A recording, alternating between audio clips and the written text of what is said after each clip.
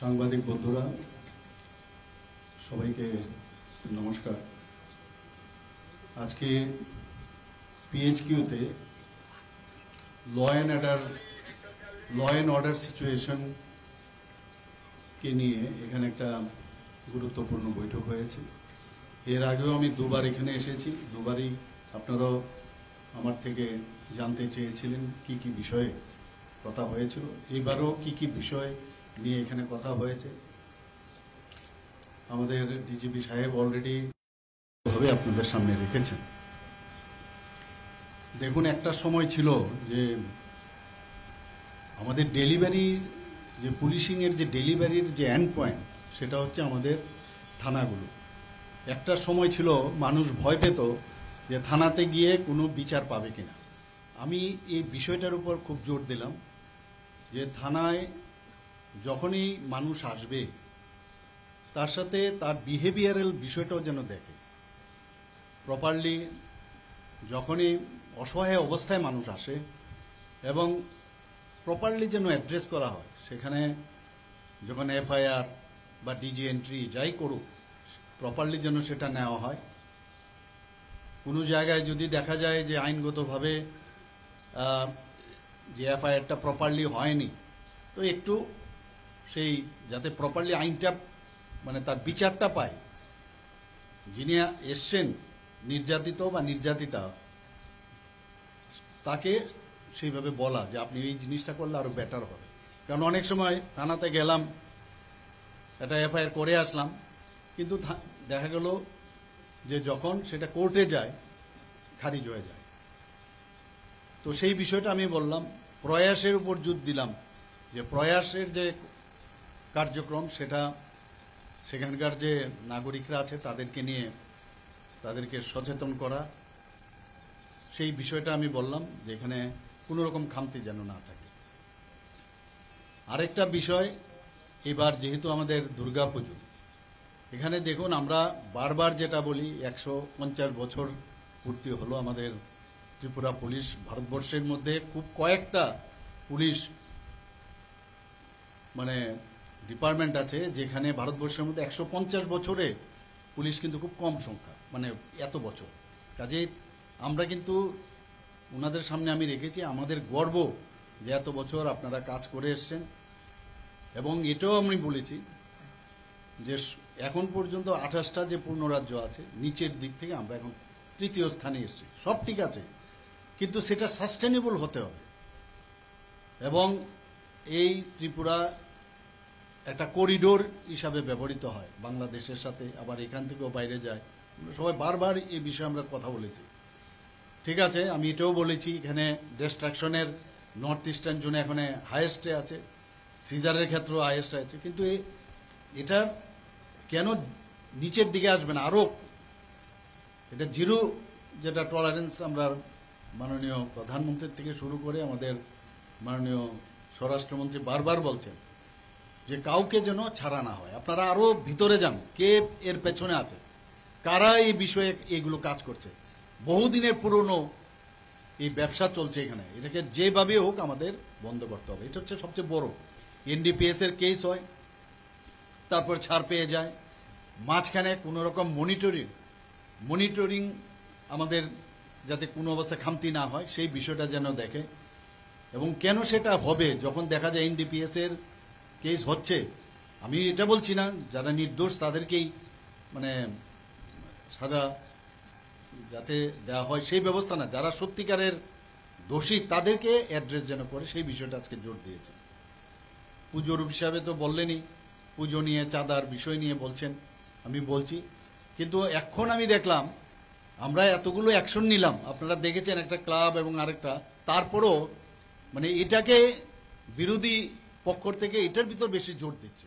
আমরা বারবার বলছি এটা একটা উৎসবের বিষয়, এটা সামাজিক বিষয়, আমরা কিন্তু বারবার আমি নিজেও বলেছি, কিন্তু এটাকে এমনভাবে হাইলাইট করছে যে ত্রিপুরাতে যেন আইনের শাসন নেই এরকম একটা অবস্থা। আমরা সেটা দেখব, আমি বলেছি।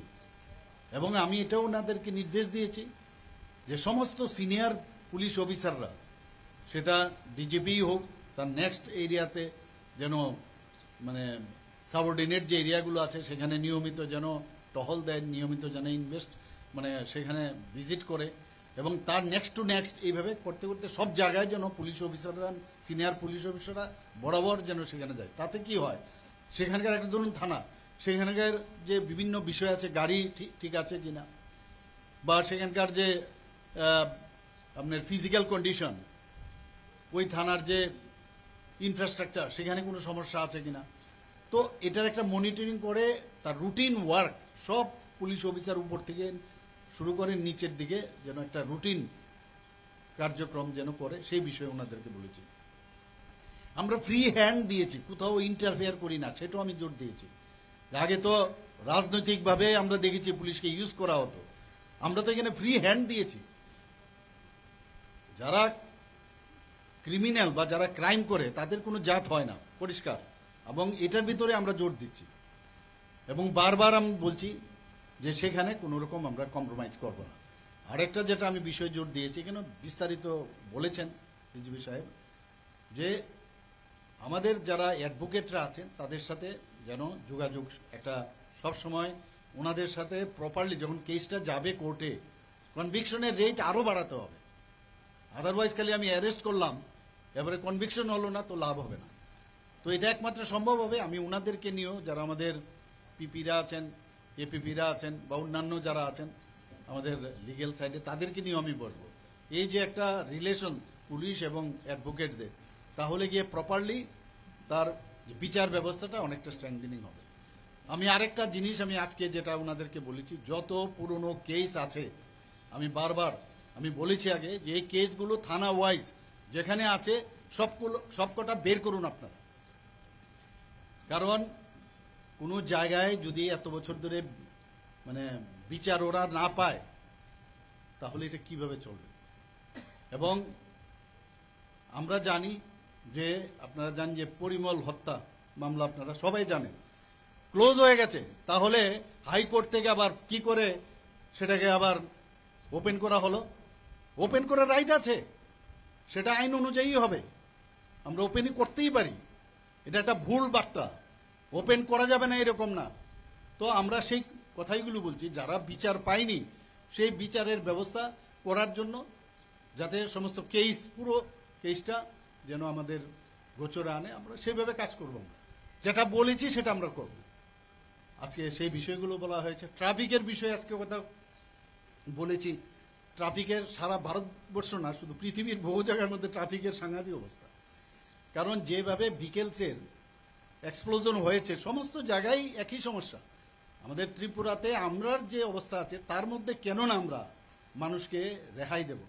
আমাদের যা সমস্যা আছে, আমি ট্রাফিক পুলিশকে, ওদের ম্যান পাওয়ারও কম আছে, এবং পুলিশকে এবং আমাদের যে অ্যাডমিনিস্ট্রেশন, সেটা আমরা সবাই মিলে বসে একটা, আমাকে বলছে রেডি করেছে ওনারা, আমি বলেছি আমরা বসবো, বসে কিভাবে ট্রাফিক নিয়ন্ত্রণ করা যায়, শুধু আগরতলা না, অন্যান্য জায়গায়, অন্যান্য শহরও আমাদের ত্রিপুরা, সেখানেও যাতে আমরা করতে পারি, সেই বিষয়ে আমি বলেছি। অর্থাৎ যে যে সমস্যা, কারণ আমাদের যখন সেই দায়িত্ব আমরা পেয়েছি, ওনাদেরকে আমরা বলেছি যে আপনারা এখন দায়িত্ব পেলেছেন, ইউ আর ব্লেসড যে you are in that chair or on that chair. কাজেই এমন যেন হয় যে আমি যেহেতু এখানে দায়িত্ব পেয়েছি, মানুষ যেন সারা জীবন মনে রাখে যে আমি আমার দায়িত্ব পালন করেছি। আমি এই কথাটা ওনাদের বলেছি যে আমাদের এমন সব দারোগা বাবুরা ছিলেন এক সময়, তাদের নাম আমরা এখনো বলি। তো আপনারা এরকম কাজ করেন, ট্রান্সপারেন্সির বিষয় আপনারা আনুন, যাতে কেউ আপনাদের না বলতে পারে যে না এই আপনারা করেন।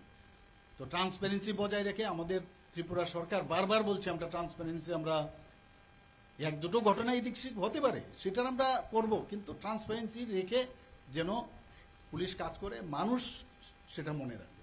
এই কথাগুলো